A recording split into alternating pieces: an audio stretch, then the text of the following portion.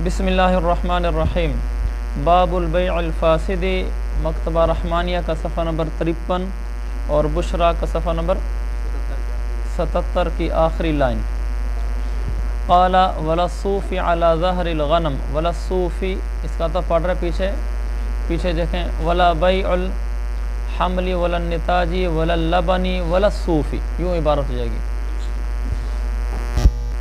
तो ये जो है ना वलस्सूफ़ी अला ज़हरिल गनम, और सूफ़ यानी ऊन की बै भी जायज़ नहीं है जो गनम की पीठ पर होता है, ऊन होती है। गनम भेड़ बकरी दोनों पर इतलाक़ कर देते हैं, तो यूँ तर्जुमा कर लेंगे भेड़ बकरी की पीठ पर जो ऊन होती है, ऊन होती तो भेड़ की पीठ पर है।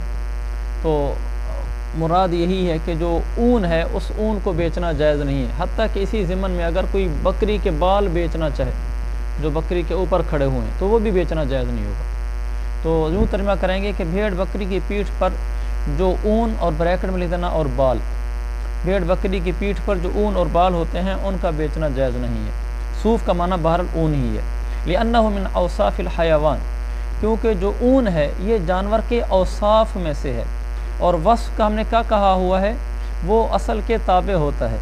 अच्छा देखो, लिअन्नहु मिन औसाफ़िल हयावान जअल सूफ़ वस्फ़न, उसने ऊन को वस्फ़ बनाया। लिअन्नहु तबअन लिल हयावान, ये हयावान के ताबे। फलम्मा कान तबअन लहू लम यजुज़ जअलुहु मक़सूदन बिइरादिल अक़द अलैहि, जब ये उसके ताबे हो गया अब अलग से इस पर अक़द करना ये दुरुस्त नहीं है, सिर्फ अलहदा ऊन बेचना, क्योंकि वो तो ताबे है जानवर के।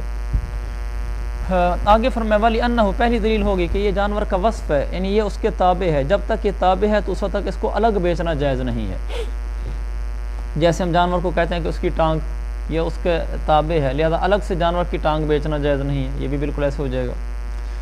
वली अन्नहु यंबुतु मिन अस्फलु, दूसरी बात यह कि ये नीचे से उगता है बाल। फ़यख्तलितुल मबीउ बिग़ैरिही, ये मबी गैर मबी के साथ मिल जाएगा। बिल्कुल आसान सबक है आज का, क्योंकि ये नीचे से बाल उग रहा है। आज मैंने उसको बेच दिया और वो कल काटने के लिए आया तो कुछ थोड़ा सा नीचे निकल आया, भला वो 1 इंच का 50वां हिस्सा निकल आया, लेकिन निकल तो आया। तो वो गैर मबी था, वो तो मैंने नहीं बेचा था। गैर मबी मबी के साथ मिल गया है, तो अब तो मबी गैर मबी जब इकट्ठे हो जाएं तो ये इख्तिलात तो बाय को बातिल कर देने वाला होता है, इसलिए ऐसे भी जायज़ नहीं है। तो इस पर इश्काल हो गया कि जो दरख्तों की शाखें होती हैं, हमने कहा कि बाल बेचना इसलिए जायज़ नहीं है कि ये जानवर की पीठ के साथ मुत्तसिल हैं, वहीं से उग रहे हैं, क्योंकि उसके साथ मुत्तसिल हैं, अलग नहीं है उससे, उसके ताबे हैं। तो उसकी वजह से हमने कहा कि इनको बेचना जायज़ नहीं है। ऊन को कहा बेचना जायज़ नहीं है। और जो शाखें हैं वो भी तो दरख्त के साथ मुत्तसिल होती हैं, और वो भी तो उग रही होती हैं, बढ़ रही होती हैं। जैसे ऊन बढ़ रही है, मबी गैर मबी के साथ इख्तिलात हो रहा है, तो शाखें भी तो बढ़ रही होती हैं। जो दरख्तों की हमारे यहाँ सराइकी में उसको लांगी कहते हैं।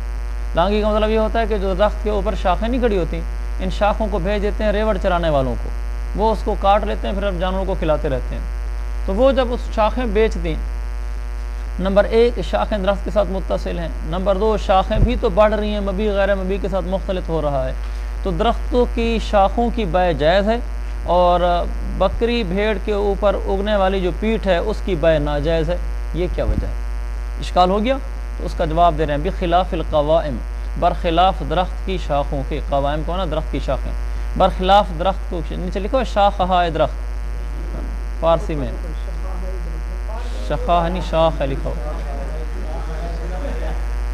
बरखिलाफ़ दरख्त की शाखों के। क्यों जायज़ है? इस सवाल का जवाब दे रहे हैं अन्नहा तज़ीदु मिन आला, क्योंकि शाखें ऊपर से बढ़ती हैं और जो वो होता है वो नीचे से बढ़ता है। तो बड़ा वाज़ेह फ़र्क हो गया। जिस दिन मैंने उसको शाख बेची वो 5 इंच की थी, मसलन, वैसे बड़ी होती है, मैं ज़ुबान से 5 फुट कह लें, वो 5 फुट की थी। जब वो ख़रीदने के लिए आया, काटने के लिए आया, तो वो 5.5 फुट की ऊँची थी।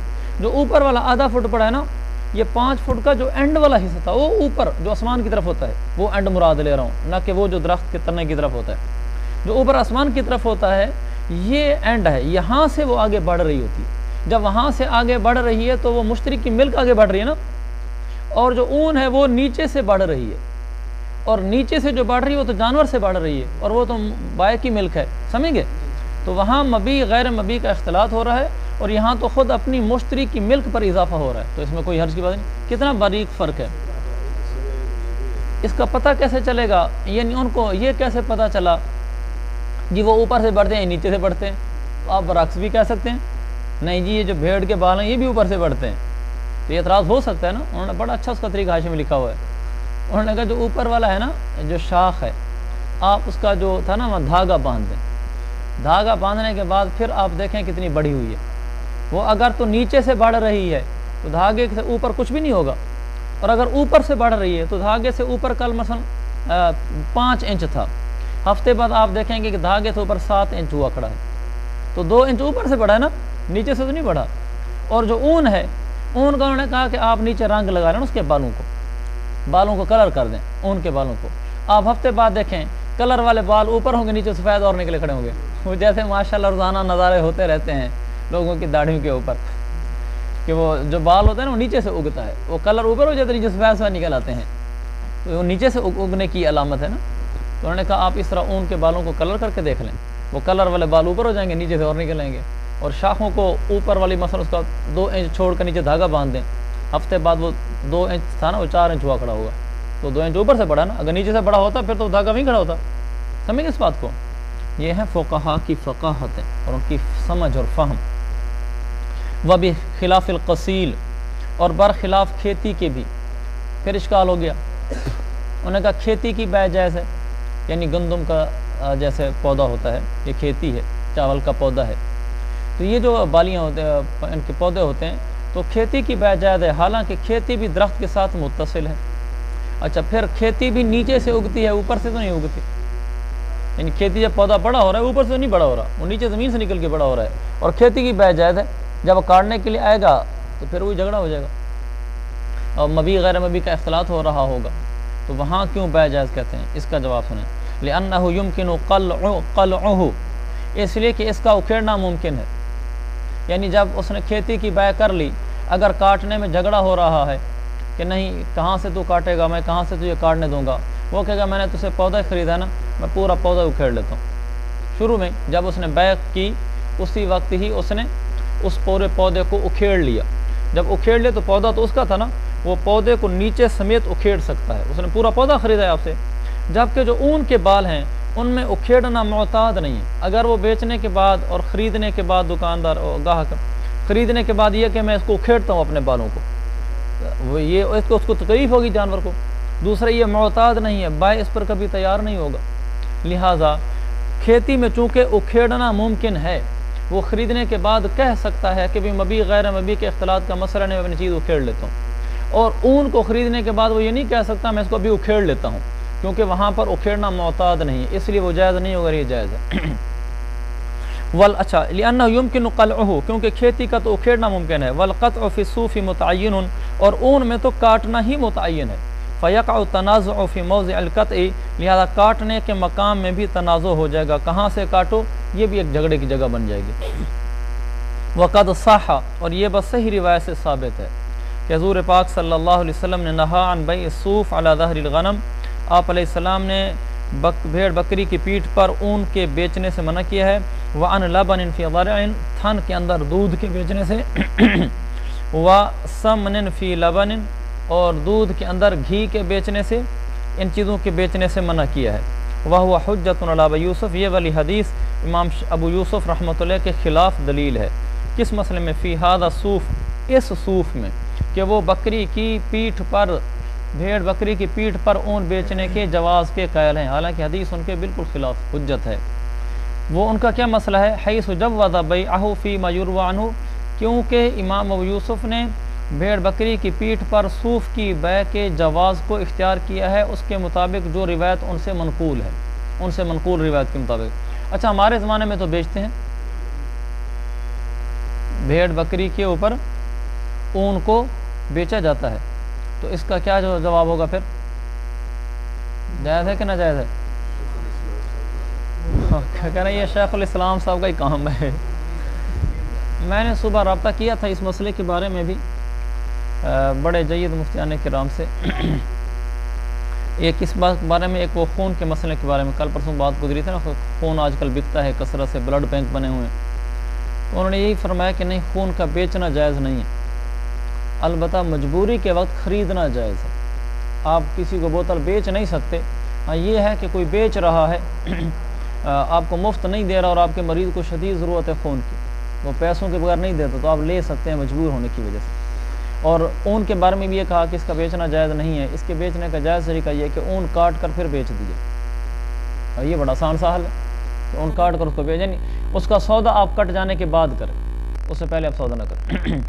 وقال وجذع فی السقف، اور اسی پر بات چل رہی ہے، ولا الصوف علی ظاہر الغنم ولا جذع فی السقف، اور چھت کے اندر ایک معین شہتیر، وذراع معین من ثوب، وذراع من ثوب،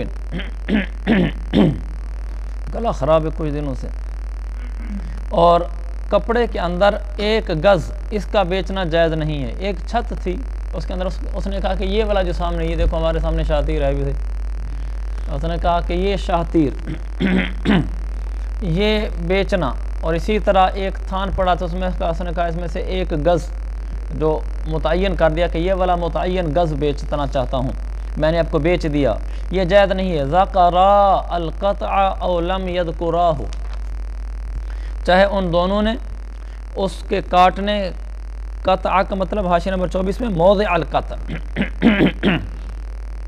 چاہے انہوں نے کپڑے کے کاٹنے کی جگہ ذکر کی ہو یا کپڑے کے کاٹنے کی جگہ ذکر نہ کی ہو، بھی کپڑا کہاں سے کاٹے گا، تھان میں سے، اس کو ذکر کیا ہو یا انہوں نے اس کو ذکر نہ کیا ہو، دونوں صورتوں میں جائز نہیں ہے۔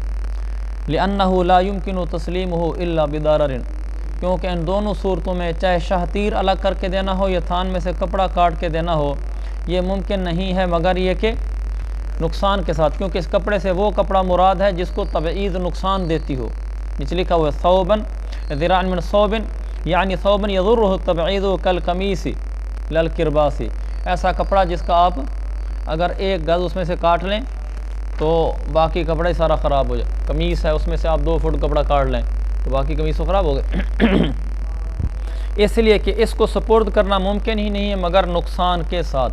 شاہتیر آپ سپورٹ کریں گے تو بہت بڑا نقصان ہوگا، چھت نہیں نیچے گر جائے گی، یا دیواروں کو نقصان ہوگا، چھت کو نقصان ہوگا، اور اگر قمیص میں سے آپ 2 فٹ کپڑا کاٹ کر دے دیں گے تو پیچھے قمیص کو نقصان ہوگا۔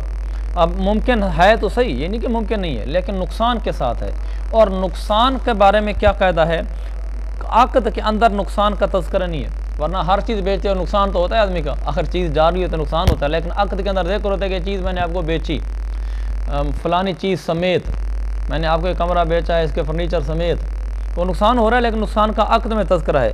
یہاں عقد کے اندر عقد نے کسی نقصان کو لازم نہیں کیا تھا، عقد میں تو مطلق کپڑا بکا ہے اور شاطیر بکا ہے، لہذا اس جیسا نقصان اس پر لازم بھی نہیں ہے۔ جب اس نقصان کا اٹھانا بائع پر لازم نہیں ہے، چونکہ عقد کا حصہ نہیں ہے نقصان، عقد میں نقصان کا کوئی تذکرہ نہیں ہے، صرف کپڑے اور شاطیر کا تذکرہ، اور اس پر آ رہا ہے نقصان، اس پر یہ نقصان اٹھانا لازم نہیں ہے، لہذا یہ رجوع کرنے کی کوشش کرے گا، یہ کہے گا کہ اس میں رجوع ہو جائے، یعنی سودا واپس ہو، جبکہ ادھر تو بیع ہو چکی ہے، نتیجہ جھگڑا نکلے گا، تو چونکہ اس ضرر کے نتیجے میں جھگڑا نکلنا ہے، لہذا جب مفضی الی النزاع ہو گیا تو یہ عقد بھی فاسد ہو گیا۔ اچھا آگے انہوں نے یہ ایک تشریح ہے جو میں نے عرض کی، ایک تشریح اور بھی کی ہے کہ نقصان برداشت کیے بغیر چونکہ مبیع کو تسلیم کرنا ممکن نہیں ہے، اور شریعت کا قاعدہ ہے لا ضرر ولا ضرار، کہ نہ کسی کو نقصان پہنچاؤ اور نہ نقصان اٹھاؤ، اس کے تحت نقصان برداشت کرنا مقتضی عقد کے خلاف ہے، عقد میں تھا نقصان نہ اٹھاؤ اور نہ برداشت کرو، نہ اپنے اوپر نقصان آنے دو نہ کسی اور کو دو، تو یہاں تو نقصان آ رہا ہے، لہذا اس لیے بھی یہ بات مقتضی عقد کے خلاف ہے، یہاں پر نقصان، جب نقصان مقتضی عقد کے خلاف ہو گیا تو جو عقد کے خلاف مقتضی پایا جائے تو مفسد عقد ہوتا ہے اس سے۔ چلیں بخلاف ما اذا باع 10 دراهم من نقرۃ فضۃ، برخلاف اس صورت کہ جب ایک آدمی نے چاندی کی ایک ڈلی سے 10 درہم بیچ دیے، چاندی کی بڑی ڈلی پڑی تھی کہ اس میں سے 10 درہم کے خاص وزن ہوتا تھا کہ 10 درہم کا اتنا چاندی، اتنے تولے، اتنے ماشے چاندی بنتی ہے، ایک چاندی کے ڈلی میں سے 10 درہم کے بقدر چاندی بیچ دی، یہ جائز ہے، لأنه لا ضرر فی تبعیضہ، اس کے تبعید میں کوئی نقصان نہیں ہے، وہ تو پہلے ڈلی اس کے ٹکڑے کرنے ہیں، ٹکڑے کر کے اگر اس میں سے 10 درہم کے بقدر سونا کاٹ لیا، چاندی کاٹ لی تو کوئی نقصان نہیں ہے۔ وَلَوْ لَمْ يَكُنْ مُعَيَّنًا، یہ مسئلہ ہو گیا۔ لیکن اگر جو پیچھے بات گزری ہے جزع اور ذراع کی، وہ معین تھے نا، وَلَوْ لَمْ يَكُنْ مُعَيَّنًا، اور اگر یہ معین نہ ہو، یعنی جذع یا ذراع، جذع یا ذراع پیچھے معین تھا تو ہم نے کہا بیع ناجائز ہے۔ بیع ناجائز ہونے کی کیا وجہ تھی؟ ضرر، اور شریعت میں لا ضرر ولا ضرار، تو وہاں ضرر وجہ تھی جس کی وجہ سے وہ عقد جائز نہیں ہوا۔ یہاں ایک اور بھی وجہ ہے اس کے ناجائز ہونے کی، اگر وہ غیر معین ہو جائے۔ دوسری وجہ کیا ہو سکتی ہے؟ جہالت۔ جب میں نے کہا نا جی میں نے آپ کے کپڑے میں سے کوئی ایک گز خریدا تو مبیع مجہول ہے، پوری چھت میں سے کوئی ایک شاہ تیر خریدا، غیر معین ہوگی نا، تو مجہول ہے، تو ضرر تو ہوگا ہی ہوگا یہاں، لیکن ساتھ جہالت بھی ہوگی۔ یہی بات کریں وَلَوْ لَمْ يَكُنْ الجذع والذرع ذراع معینا، اگر جذع یا ذراع یہ معین نہ تھا، پچھلے مثلا معین تھا نا، لا یجوز، پھر یہ جائز نہیں ہے دو وجہ سے۔ نمبر ایک لما ذکرنا، جو پیچھے ہم نے بیان کیا وہ یہ تھی لا یمکن تسلیم الا بضرر، وللجہالۃ ایضا، مبیع بھی مجہول ہوگا۔ ولو قطع البائع، لیکن اس نے ایسے مجہول بیچ دیا، اسی طرح ولو قطع البائع الذراع او قلع الجذع قبل ان یفسخ المشتری، فسخ یفسخ ہوتا ہے نا، یفسخ ہوتا ہے قبل ان یفسخ المشتری، اگر بائع نے ذراع کاٹ دیا یا چھاتیر اکھیڑ دیا مشتری کے عقد فسخ کرنے سے پہلے، یعود البیع صحیحا لزوال المفسد، تو پھر مفسد کے زوال کی وجہ سے بیع درست ہو جائے گی، کیونکہ وہ ضرر تھا اور وہ ضرر کی وجہ سے بیع کو فسخ کرنا چاہتا تھا، اور اس نے اسے پہلے خود ہی اپنی مرضی سے عقد ہو گیا تھا، بیع کو فسخ کرنے سے پہلے کاٹ کے حوالے کر دیا، یہ لو جی تھان سے گز، تو اب جائز ہو جائے گا۔ برخلاف اس صورت کے ما اذا باع النوا فی التمر او البذر فی البطیخ، جب اس نے کھجور کے اندر گٹھلی کو بیچا یا خربوزے کے اندر اس نے بیج کو بیچا، اور اسی طرح ابھی بیع ہوئی تھی، یہ بیع بھی ٹھیک نہیں ہے، کیونکہ یہاں بھی وہ جو گٹھلی ہے وہ نظر نہیں آ رہی، جو بیج ہے وہ نظر نہیں آ رہا، اور یہ وہ ایسا غرر بھی اس میں ہے، جیسا کہ آج کے سبق پڑھ چکے ہیں، پیچھے غرر پڑھ چکے ہیں کہ غرر وہ ہوتا ہے کہ پتہ نہیں چیز اندر ہوگی بھی صحیح کہ نہیں ہوگی، تو ایسی صورت میں اگر اس نے یہ چیزیں بیچ دی ہیں تو عقد درست نہیں ہوا۔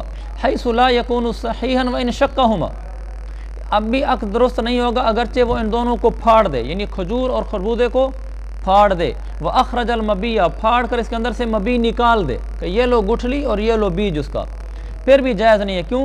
لِأَنَّ فِي وَجُودِهِمَا احتمالا فِي زَمَانِ الْمَبِيعِ، کیونکہ ان دونوں کے وجود میں زمانہ بیع کے اندر احتمال ہے، یعنی جب بیع ہو رہی تھی اس وقت ان کے وجود میں احتمال تھا کہ ہو سکتا ہے وجود ہو اور ہو سکتا ہے وجود نہ ہو، اس کو غرر کہتے ہیں کہ جس کا پتہ نہیں کہ اگر چیز ہوگی صحیح یا نہیں ہوگی، تو چونکہ جس وقت بیع ہو رہی تھی اس وقت غرر تھا، لہذا بیع جائز نہیں ہوئی۔ اما الجذع فعین موجود محسوس، شاہتیر تو موجود کھڑا تھا، محسوس تھا، نظر آ رہا تھا، دکھائی دے رہا تھا، بس صرف اس کو ضرر کا مسئلہ آ رہا تھا، اس نے خود ضرر زائل کر کے آپ کی چیز حوالے کر دی۔ جب شاہتیر کی بیع ہو رہی تھی اس وقت شاہتیر کے وجود میں کوئی احتمال نہیں تھا بلکہ تیقن تھا کہ اس کا وجود ہے۔ وَضَرْبَةِ الْقَانِصِ، یہ پیچھے پردہ پڑ رہا ہے، وَلَا يَجُوزُ بَيْعُ فلاں فلاں، اور اسی طرح بیع جائز نہیں، وَلَا بَيْعُ ضَرْبَةِ الْقَانِصِ، قانص کا معنی ہوتا ہے شکاری، ضربہ کا معنی ہوتا ہے ایک مرتبہ جال پھینکنا، ضربۃن ایک مرتبہ جال پھینکنا، شکاری کا ایک مرتبہ جال پھینکنا، یہ مطلب ہوگا۔ اب ترجمہ ہو جائے گا ولا بیع ضربۃ القانص، شکاری کے ایک مرتبہ جال پھینکنے کی بیع یہ جائز نہیں ہے۔ وہ کیا ہوتی تھی؟ وہ یہ ہوتی تھی کہ آدمی کہتا تھا یہ میں جال پھینکوں گا ایک دفعہ نا دریا کے اندر، اس میں ایک دفعہ پھینکنے میں جتنی مچھلیاں آ جائیں گی وہ مچھلیاں میں نے آپ کو 1000 روپے کی بیچ دی ہیں، وہ یوں کہتے تھے، یہ ایک دفعہ پھینکے گا آگے جتنی بھی ہیں، تو یہ بیع بھی جائز نہیں ہے۔ اس میں دو باتیں ہیں، نمبر ایک پہلے عبارت پڑھ لیتے ہیں، ضربۃ القانص کہتے کس کو؟ اس کی تشریح کر رہا ہے، وَهُوَ مَا يَخْرُجُ مِنَ الصَّيْدِ بِضَرْبِ شَبَكَةِ مَرَّةً، ایک دفعہ جال پھینکنے سے شکار میں سے جو نکلے، جو برآمد ہو، ایک مرتبہ جال پھینکنے سے ما يَخْرُجُ مِنَ الصَّيْدِ، شکار میں سے جو بھی باہر ہے، یعنی جو بھی شکار برآمد ہو، جو بھی شکار نکلے ایک دفعہ جال پھینکنے سے، اس کو کہتے ہیں ضربۃ القانص۔ یہ اس کی تشریح کی ہے، یہ جائز نہیں ہے۔ کیوں؟ لِأَنَّهُ مجہول، کیونکہ ایک تو مبیع مجہول ہے، پتہ نہیں ہے کہ اس کے اندر جو چیز آئے گی وہ کتنی ہوگی پتہ نہیں ہے نا، 10 مچھلیاں آ سکتی ہیں، 5 آ سکتی ہیں۔ وَلِأَنَّ فِيهِ غَرَرًا، دوسرا مجہول ہونے کے ساتھ غرر بھی ہے۔ غرر یہ ہو سکتا ہے کہ ہو سکتا ہے مبی ہو اور ہو سکتا ہے مبی نہ ہو، جیسے اس کی ہم نے عام مثال پڑھی تھی پہلے، تھنوں کے اندر دودھ بیچنا، اور دودھ میں غرر ہے، یعنی ہو سکتا ہے کہ اس کے اندر دودھ کھڑا ہو، اور ہو سکتا ہے دودھ نہ ہو، یہ پھولے ہوئے ہوں۔ اسی طرح آپ نے جال پھینکا، اس میں غرر ہے، ہو سکتا ہے کہ وہ اس میں کچھ مچھلیاں آ جائیں، اور ہو سکتا ہے کوئی مچھلی بھی نہ آئے، ایک مچھلی بھی اس جال میں داخل نہ ہو، تو یہ غرر ہو گیا، تو اس لیے یہ ناجائز ہے۔ آگے فرمائے وَبَيْعُ الْمُزَابَنَةِ وَهُوَ بَيْعُ الثَّمْرِ عَلَى النَّخِيلِ بِتَمْرٍ مَجْزُوزٍ مِثْلَ كَيْلِهِ خَرْصًا، یہ بھی ایک بیع ہے جو جائز نہیں ہے۔ اور مزابنہ کی بیع جائز نہیں ہے۔ مزابنہ کیا ہوتا ہے؟ بیع الثمر علی النخیل، کھجور کے درخت کے اوپر کھڑے ہوئے پھل کو بیچنا، اس کھجور کے بدلے میں مجزوزن جو کٹی ہوئی ہے، مثل کیلہی ضمیر کا مرجع جائے گا ثمر کی طرف، وہ جو کھجور کے اوپر موجود پھل ہے اس موجود پھل کے برابر بیچنا، لیکن خرصن اٹکل کے ساتھ۔ اس کا مطلب یہ ہوا بیع المزابنہ یہ ہے کہ میرے پاس کھجور کا ایک درخت ہے، اس کے اوپر کھجوریں لگی ہوئی ہیں، اور یہ ایک کھجوریں ہوں گی، یہ ہوگا ثمر علی النخیل۔ دوسری طرح میرے پاس نیچے کھجوریں کا پھل توڑے ہوئے، پھل کٹا ہوا ہے، یعنی کھجور اتاری ہوئی ہے، نیچے پڑی ہوئی ہے، یہ تمر مجزوز کہلاتے ہیں، توڑا ہوا پھل، نیچے پھل جو کھجور کا پڑا ہوا ہے۔ اب میں کیا کرتا ہوں، اس آدمی کو جو میرے اوپر پھل کھڑا ہوا ہے نا، اس پھل کو میں بیچتا ہوں اس کھجور کے بدلے میں جو نیچے جہاں میری کھجور پڑی ہے وہاں دوسرے آدمی کی بھی پڑی ہوئی ہے۔ تو میں اس کو کہتا ہوں کہ میرے پاس جو کھجور پڑی ہوئی ہے نا، یہ تھوڑی ہے، مثلا میں کہتا ہوں یہ زیادہ ہو جائے، تو میں اس کے لیے بجائے اپنی کھجور اتارنے کے اس کے پاس جو پڑی ہوئی کھجور ہے اس کھجور کو خریدنا چاہتا ہوں۔ اب میری ڈھیری کو ذہن سے نکال دیں، چلو یوں کر لیں کہ میرے پاس کھجور کھڑی ہے درخت کے اوپر، دوسرے آدمی کے پاس کھجور پڑی ہے نیچے، میں اس کو کہتا ہوں کہ آپ کی جو توڑی ہوئی کھجور ہے میں وہ خریدنا چاہتا ہوں اس کھجور کے بدلے میں جو کھجور میرے پاس اوپر کھڑی ہوئی ہے، لیکن اب اس کا اندازہ کیسے ہوگا؟ نیچے والی تو تولی جا سکتی ہے، تو اس کا خرصن اٹکل سے اندازہ لگا کر کے یہ تقریباً 1 من ہوگی، آپ کی بھی 1 من ہے، میں نے اپنی کھجور پر موجود پھل کو 1 من نیچے پڑی ہوئی کھجور کے بدلے میں بیچ دیا۔ جو نیچے پڑی ہے وہ 1 من معلوم بھی ہو سکتی ہے، نہیں بھی معلوم ہو سکتی ہے، خلاصہ یہ کہ ہم نے دونوں کو بیچا اٹکل سے ہے کہ کھجور کے درخت پر کھڑی ہوئی کھجور کو میں نے اس کھجور کے عوض بیچا جو اگلے آدمی کے پاس نیچے توڑی ہوئی کھجور پڑی ہے، اور اس کھجور کا آپس میں ہم نے جو بیچ کے نہ کیا ہے یہ اندازے سے کیا ہے کہ بھائی یہ جتنی ہے تم لے لو، تمہاری جتنی ہے یہ مجھے دے دو، سمجھ گئے؟ یہ بیع ناجائز ہے۔ عبارت پھر پڑھتا ہوں، بیع المزابنہ وہو بیع الثمر علی النخیل، کھجور کے درخت پر کھڑے ہوئے پھل کو بیچنا اس کھجور کے بدلے میں کھجور توڑی ہوئی ہے، مثل کیلہ، اسی کیل کے برابر، یعنی جتنی کھجور اوپر ہے جتنی نیچے ہے برابر کر کے، لیکن برابر کیسے کیا ہم نے؟ خرصن اٹکل سے۔ یہ جائز نہیں ہے، کیوں؟ لأنہ صلی اللہ علیہ وسلم نہا عن المزابنہ، اللہ کے نبی علیہ السلام نے مزابنہ سے منع کیا ہے، والمحاقلہ، اور مزابنہ اور محاقلہ دونوں سے منع کیا، اوپر لکھا ہے اخرجہ مسلم عن ابی ہریرہ، مزابنہ اور محاقلہ دونوں سے اپنے منع کیا۔ مزابنہ کیا ہے؟ ما ذکرنا، جو ہم نے بیان کر دی۔ محاقلہ حقول سے ہے، حقول کس کو کہتے ہیں؟ فصل، کھیتی، ہاں۔ والمحاقلۃ بیع الحنطۃ فی سنبلھا بحنطۃ مثل کیلیہ خرصن، یعنی وہ کھیتی کو بیچنا۔ محاقلہ یہ ہے کہ آپ گندم کو بیچیں جو گندم اپنی بالی میں کھڑی ہوئی ہے، بحنطۃ مثل کیلیہ، اسی کے برابر گندم کے عوض میں، خرصن اٹکل کے ساتھ۔ کھجور کا گندم کا ایک کھیت کھڑا ہوا ہے، مجھے اندازہ ہے تقریباً اس میں 1 من گندم نکلے گی مثلا، تو نیچے بھی 1 من گندم پڑی ہوئی ہے، تو میں نے اس کے برابر کر کے نا، بھئی آپ کے پاس 1 من ہے، میری بھی 1 من نکلے گی اس میں سے، لیکن میں نے بیچا اٹکل سے کہ بھئی یہ اندازے سے 1 من ہی بنتی ہے، یہ میری بالیوں کے اندر موجود گندم یہ میں نے بیچ دی آپ کی اس 1 من گندم کے بدلے میں جو نیچے پڑی ہوئی ہے، یہ جائز نہیں ہے، یہ محاقلہ ہو گیا۔ اچھا، اس کی دلیل ہم بیان کر رہے تھے کہ مزابنہ ناجائز ہے۔ نمبر 1 تو اس لیے کہ اللہ کے نبی نے روکا، لأنہ، یہ پہلی دلیل تھی، وہ دلیل نقلی تھی، وَلِأَنَّهُ، اور یہ دوسری دلیل ہے اسی کی کہ بیع مزابنہ ناجائز ہے، کیوں؟ وَلِأَنَّهُ بَاعَ مَكِيلًا بِمَكِيلٍ مِّن جنسی، اس لیے کہ جو کھجور ہے یہ مکیلی ہے، ان کے زمانے میں مکیلی تھی، ہمارے زمانے میں موزونی ہے، اس لیے کہ اس نے مکیلی چیز کو بیچا ہے اپنی جنس کی مکیلی چیز کے عوض میں۔ فلا يجوز بطریق الخرص، بطریق خرچ جائز نہیں ہے. کیوں؟ للربا نہیں کہا، بھی احتمال الربا. للربا کیوں نہیں کہا علی؟ للربا اس لیے نہیں کہا کہ ہو سکتا ہے وہ برابر ہوں، پھر تو سود نہیں ہوا. لیکن احتمال ہے کہ ہو سکتا ہے کم و بیش ہوں، تو احتمال ربا بھی ربا کے حکم میں ہوتا ہے. دعوا الربا والربا، سود بھی چھوڑ دو اور سود کا جہاں احتمال ہو اس کو بھی چھوڑ دو. حضرت عمر کا قول ہے، یعنی اس میں سود کا شک ہو کہ یہ سود ہو سکتا ہے. کما اذا کان موضوعین علی الارض، تو مسئلہ چل رہا تھا کہ اس نے جو کھجور بیچی ہے زمین پر پڑی ہوئی اور اوپر کھجور پہ لگی ہوئی، ان کو آپس میں بیچا ہے تو یہ جائز نہیں ہے. یہ ایسے جائز نہیں ہے. کما اذا کان موضوعین علی الارض وباع احدهما بالآخر خرصا لا يجوز. یہ ایسے جیسے دو کھجور کی ڈھیریاں زمین پر پڑی ہوں، ان میں سے ایک ڈھیری کو دوسری ڈھیری کے بدلے میں خرسن بیچ دو تو جائز نہیں ہوتا. اسی طرح اوپر کھڑی کھجور کو بھی خرسن بیچ دے تو جائز نہیں.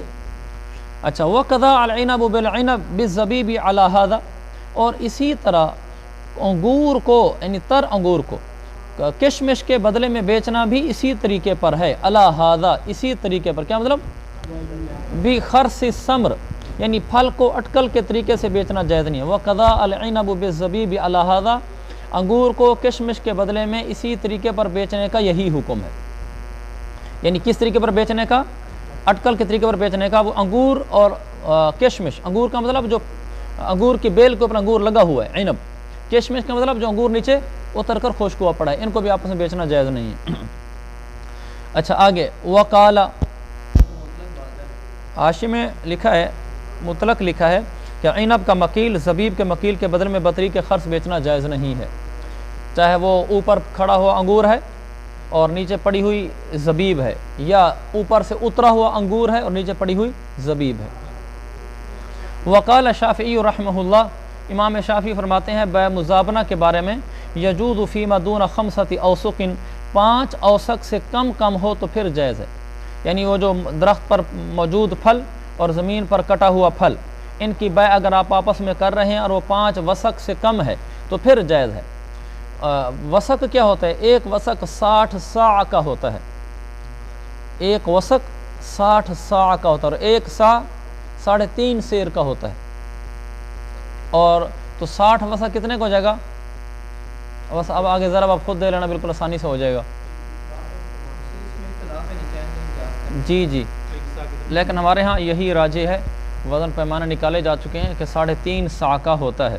اس کا اختلاف کوئی مزید دیکھنا چاہے تو الموسوعۃ الفقہیہ الکویتیہ جو 48 جلدوں میں ہے اس میں بھی لکھا ہوا ہے، اور آسان میں دیکھنا چاہو تو حضرت رحمانی سیف اللہ رحمانی صاحب کی جو قاموس الفقہ ہے 5 جلدوں میں، اس میں بھی لکھا ہوا ہے.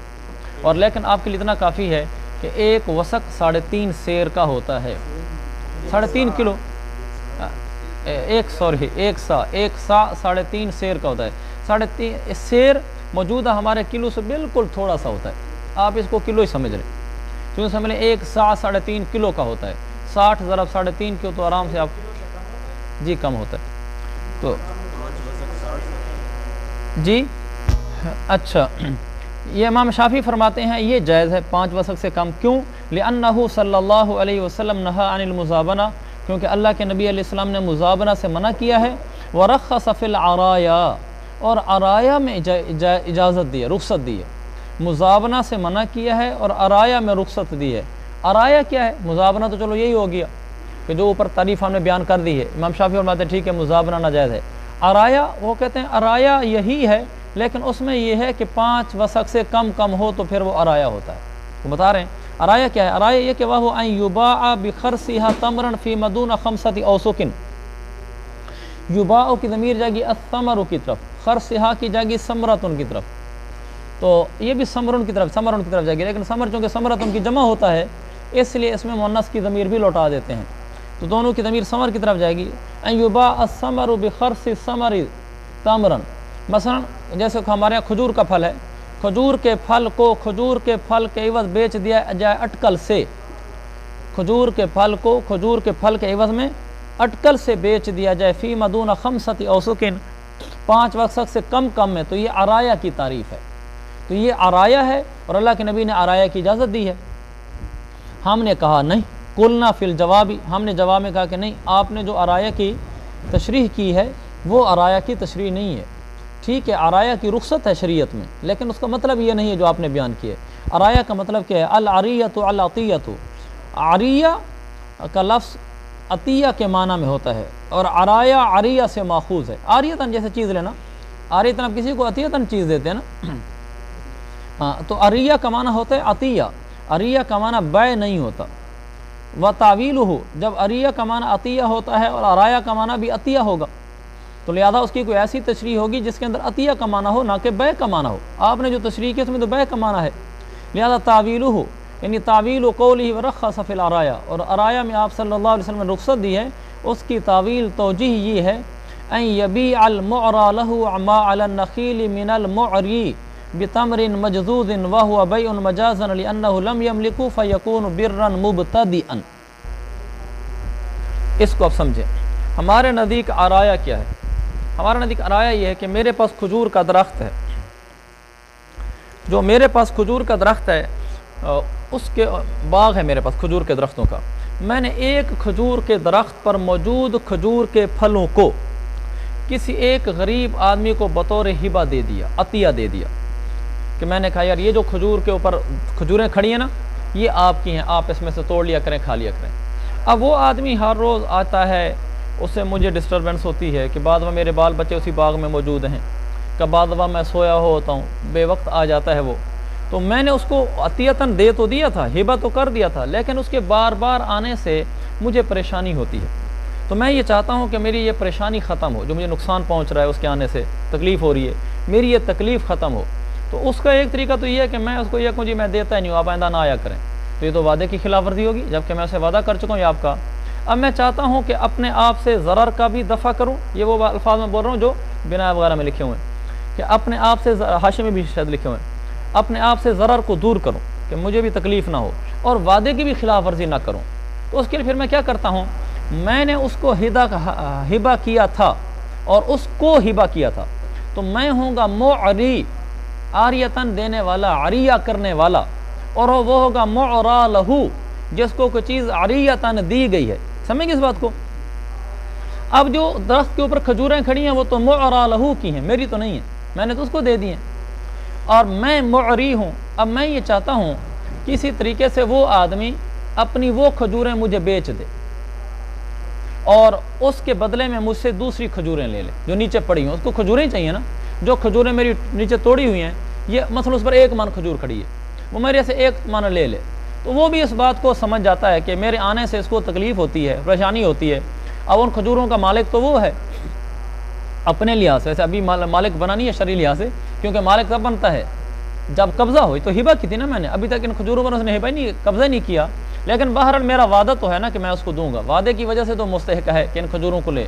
تو وہ کیا کرتا ہے، وہ مجھے کہتا ہے معری لہو، یہ جو کھجور پر کھڑی ہوئی کھجوریں ہیں آپ یہ لے لیں، اس کے عوض میں مجھے نیچی پڑی ہوئی کھجوریں اس کے برابر میں، یہ جو ڈھیری پڑی ہے تقریباً اس کے برابر، یہ ڈھیری مجھے دے دیں۔ اب اس کے جو الفاظ ہیں وہ الفاظ بیع پر دلالت کرتے ہیں، وہ کہتا ہے میری یہ کھجوریں لے لیں، ان کے عوض میں مجھے دوسری کھجوریں دے دیں۔ یہ صورتاً مجازاً تو بیع ہے، لیکن حقیقتاً یہ بیع نہیں ہے۔ اس حقیقتاً بیع اس لیے نہیں ہے کہ جو کھجوریں مجھے وہ دے رہا ہے، ان کھجوروں کا تو وہ مالک ہی نہیں ہے۔ مالک اس لیے نہیں کہ کھجوریں میں نے اس کو ہبہ کی ہیں، اور ہبہ کا آدمی مالک تب بنتا ہے جب قبضہ کر لے، ابھی تک ان کھجوروں پر قبضہ نہیں ہوا، لہذا یہ کھجوریں اس کی ملک میں نہیں گئیں۔ جب اس کی ملک میں نہیں گئی تو وہ جو چیز اس کی ملک میں نہیں ہے اس کو بیچ کیسے سکتا ہے؟ تو حقیقتاً وہ نہیں بیچ سکتا، اس لیے لفظوں میں تو یہ بیع نظر آ رہی ہے، کہہ رہے میری ان کھجوروں کے عوض میں اب وہ دوسری کھجوریں مجھے دے دیں۔ بظاہر بیع نظر آ رہی ہے، لیکن حقیقت میں یہ بیع نہیں ہو رہی، بلکہ حقیقت میں کچھ اور ہو رہا ہے۔ حقیقت میں یہ ہو رہا ہے میں اس پر ایک اور احسان کر رہا ہوں، کہ میں اس پر یہ احسان کر رہا ہوں کہ وہ بھی بیچارہ پریشان ہوتا ہے ہر وقت آنے سے، اب وہ بھی چاہتا ہے کہ میں اس مالک کو پریشان نہ کروں، میں اس پر ایک احسان، نیا احسان یہ کر رہا ہوں کہ جو میرے پاس نیچے پڑی کھجوریں تھیں نا، میں نے اس کو وہ اٹھا کر دے دی، میں نے کہا تم کیا کھجور سے توڑتے رہو گے، چلو توڑی ہوئی کھجوریں کا من لے جاؤ۔ تو ایک اور احسان میں نے کر دیا نا، ابتداً میں نے ایک اور احسان کر دیا، اس سے وہ راضی ہو گیا، اور جو میں نے وعدہ کیا ہوا تھا اس سے بھی وہ خوش ہو گیا، کوئی نہیں آپ مجھے یہ کھجوریں نہ دیں، آپ مجھے نیچے والی دے دیں۔ تو دیکھنے میں تو یہ بیع نظر آئی، لیکن حقیقتاً یہ بیع نہیں تھی، مجازاً بیع تھی۔ حقیقتاً یہ تھی کہ میں نے اس کو ایک اور احسان کیا اس کے ساتھ، بر مبتدئ، ایک نیا ابتدائی احسان، میں نے اس کے ساتھ ایک اور نیا احسان کیا ہے کہ چلو وہ کھجوروں سے اس کو تکلیف ہوتی تھی، میں نے ایک ڈھیری اٹھا کر دے دی اس کو۔ تو یہ ہے عرایا کا مطلب کہ ایک آدمی عریتاً کسی کو کھجوریں دے جس کو دی گئی ہیں معرا لہو، وہ اپنی کھجوروں کو اس معری کے ہاتھ بیچ دے اٹکل کے ساتھ، کبھی اتنی کھجوریں مجھے اور دے دو۔ معری پھر اپنی اتری ہوئی ڈھیری میں سے اٹھا کر اس کو کھجوریں دے دے، جو دراصل بیع نہیں ہو رہی بلکہ دراصل ایک نیا احسان ہو رہا ہے اس کے اوپر۔ سمجھ گئے؟ عرایا کا یہ مطلب ہے۔ اب دیکھیں، اور یہ تو جائز ہے۔ تعویل اس کی تعویل یہ ہے ان یبیع المعرا لہو، سمجھ رہے ہیں بات کو؟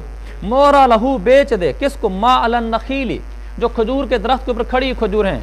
باع من کے ساتھ ہے تو کیا ترجمہ ہوتا ہے؟ کسی کو بیچنا۔ بعت ھذا الکتاب من کا، میں نے یہ کتاب بیچی آپ کو، یہ باع کے باب میں مشہور ہے لفظ۔